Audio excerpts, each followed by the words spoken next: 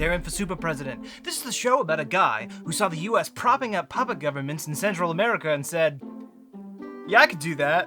Now, to get right into the show, let's start off with a new segment called Let's Learn About Something That You Didn't Know You Didn't Care About. For today, did you know that Wikipedia has surprisingly complete pages on military rank patches from around the world? Here's some takeaways I've learned. Number 1, Mongolia's patches look surprisingly like a texture pack from Minecraft. You don't even need to squint, it's right there. 2, with the Finnish army patches, you eventually get into a game which I like to call How Many Lions? Which is effectively just an IRL hyper-militant version of Pokemon, which is impressive because Pokemon's pretty militant to begin with. This is unrelated, but I found out during this. Did you know that New Zealand's government's military is called the New Zealand Defense Force?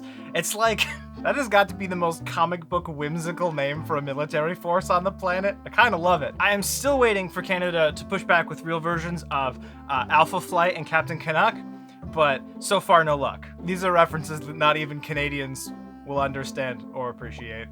If Call of Duty has not stolen Turkey's military patch rank for some form of a game, at this point in time, they're going to. Mark my words on it. You can even see the end where it turns all gold, and that's where you get to prestige and go back to the start. Another sidebar, shout out to Poland, because, and I need to stress this appropriately, in about 50 pages of different military patches, where there were just pictures of military patches, Poland's was the only one where this happened. Where right in the middle of the page, between different pictures of military patches, there's just this dude. Just chilling, just like watching the page. Finally, can the Navy chill? Like, all of them. Let's take a look at Australia. These are the patches for the Australian Air Force. Seems straightforward. Now here's the Navy. Why you gotta flex so hard? You think this is the same? No, here's Brazil. It's just a thing navies do, apparently. Next is a segment I call Not So Local News. This was a segment where I originally intended to go around to very small towns in different countries and read off small local stories that don't apply anywhere else. But I need to stress that nothing fun is happening anywhere. In the meantime, do you live in Berlin? Do you like surf bass? Do you like surf bass? No? Because someone in Berlin's Craigslist really wants a surf bassist to play dynamic and groovy, sometimes straight, sometimes syncopated music. Just a heads up, they've got a bombastic drummer and plenty of new material. So for all you Berliners out there,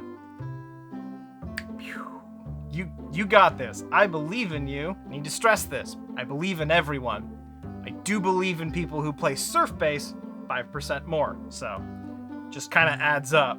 Now we go to our final and main segment for today.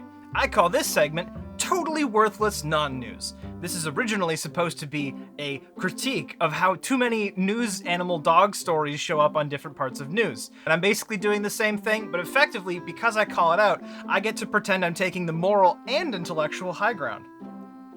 Lemurs, like this lemur right here, who was just unexpectedly called out in class and wasn't paying attention and doesn't know the answer. Or this lemur right here, who just saw the frisbee she threw go onto a busy highway and cause an accident. I know what you're thinking. Ha ha, funny lemur. I know funny lemur from DreamWorks movie Madagascar, which does pin down.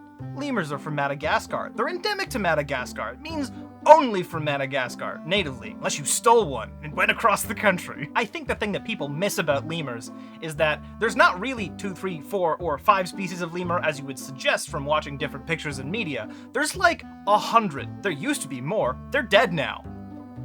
But there are still like 100 different kinds of lemurs. Now, should people only care about those popular, cool lemurs that always share the spotlight? Or should we take that spotlight and shine it on people who need a little bit extra? Branding. Let's do it even more. Let's build up their lemur brands so that they can audition for famous movies and become part of the famous. Might even help with climate change or something.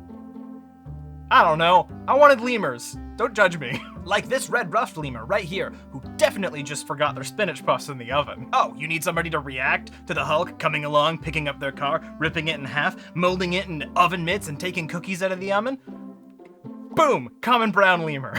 Your main character, overwhelmed with emotion in the climax of a TV show, decides to scream at somebody else in a school hallway, and you need another passing student to react?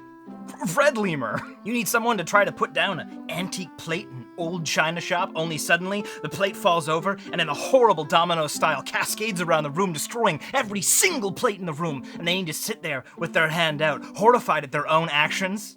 Bamboo lemur! Although unfortunately, I'm not fully sure which species of bamboo lemur this is. They're all very similar, and the stock photo I found that I couldn't use, it was not labeled, so it's one of them, I think. So the next time you're watching insert corporate Disney movie here for entertainment purposes, don't forget to look in the backgrounds and the cutaways and the cut-through shots for the reactions of the glorious new lemurs we've brought to the industry today. People who are coming forward.